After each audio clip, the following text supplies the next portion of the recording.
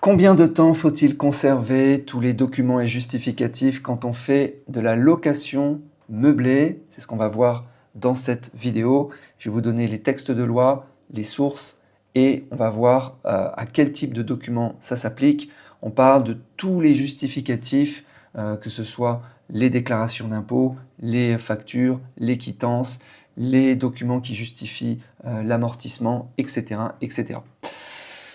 Alors, il y a plusieurs types de documents qui sont régis par plusieurs lois. Donc, on va commencer par les déclarations d'impôt sur le revenu, que ce soit le formulaire 2042, 2042C Pro, l'Elias fiscal 2033 et 2031. Donc, tout ce qui est déclaration d'impôt, c'est régi par l'article L69 du livre de procédure fiscale qui nous dit que c'est 3 ans. Voilà, donc le délai de reprise de l'administration, en règle générale, c'est 3 ans. Donc, bon, de toute façon, ils ont déjà les déclarations d'impôts, puisque maintenant tout se fait en ligne. Ils ont déjà les liasses fiscales, mais il faut quand même les conserver, surtout si par exception vous les envoyez sous format papier, il faut les conserver pendant 3 ans. Donc ça veut dire que pour une déclaration faite en 2026 sur les revenus 2025, le fisc peut intervenir jusqu'au 31 décembre 2028. Voilà. Alors, petit conseil, comme on va le voir dans les autres articles, 3 ans, c'est la règle générale, mais vaut mieux les conserver quand même 10 ans, parce qu'il peut y avoir des cas en fait, où ils remontent beaucoup plus loin.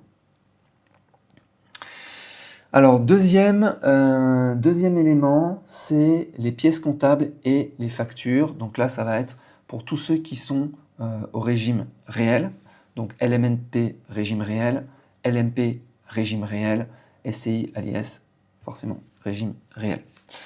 Donc là, vous passez les dépenses en charge sur la base de vos factures, donc des factures que vous ne transmettez pas à l'administration fiscale, donc il faut les conserver. Donc ça veut dire les factures de travaux, les charges, même les charges de copropriété, tout ce qui concerne l'ameublement, les factures d'électricité, les honoraires de X, Y, Z.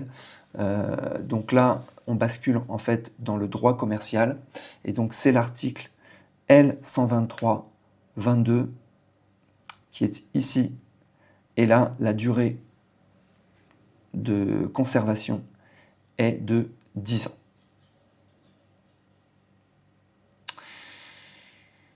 Voilà. Ça s'applique aussi aux relevés bancaires.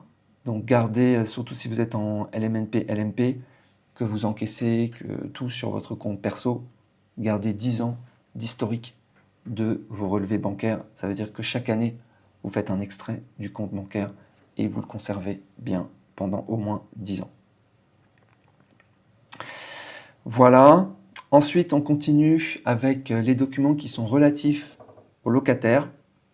Donc pour prouver que la location a bien eu lieu, que c'était bien une location meublée, avec tel loyer, donc il faut conserver les baux de location.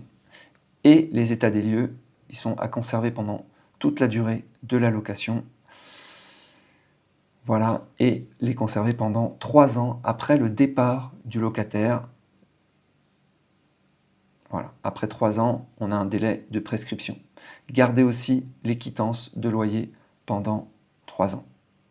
Voilà, donc ça c'est l'article, c'est la loi 89-462 du 6 juillet 1989, l'article 7.1. Dernier point concernant l'amortissement. L'amortissement donc, qui se déroule sur des très longues périodes, 15 ans, 20 ans, 25 ans, il faut conserver les preuves de l'amortissement. Donc, quelles ont été les répartitions par composant, la décomposition par composant, les codes-parts, les durées d'amortissement de chacun des composants. Conserver aussi, très important, l'estimation du prix de départ. Si vous êtes parti sur un prix de départ estimé, avoir les justificatifs de cette estimation. Si vous êtes parti sur, comme base amortissable sur le prix d'achat plus les frais d'acquisition, bien conserver l'acte d'achat, bien conserver les frais d'acquisition pour pouvoir montrer et prouver quelle était la base amortissable.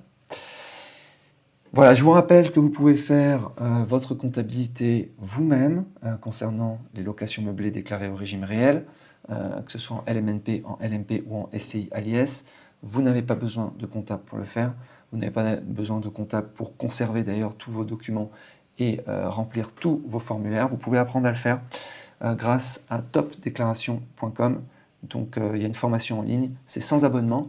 Ça veut dire que vous payez une fois et vous avez un accès à vie ainsi qu'à toutes les mises à jour. Donc il y a un fichier Excel et des vidéos, fichier Excel qui vous permet d'apprendre à déclarer vous-même. Voilà les amis, si vous avez des questions, vous mettez en dessous de la vidéo, je les traiterai sur cette chaîne YouTube. Je vous souhaite une très bonne journée et je vous dis à bientôt.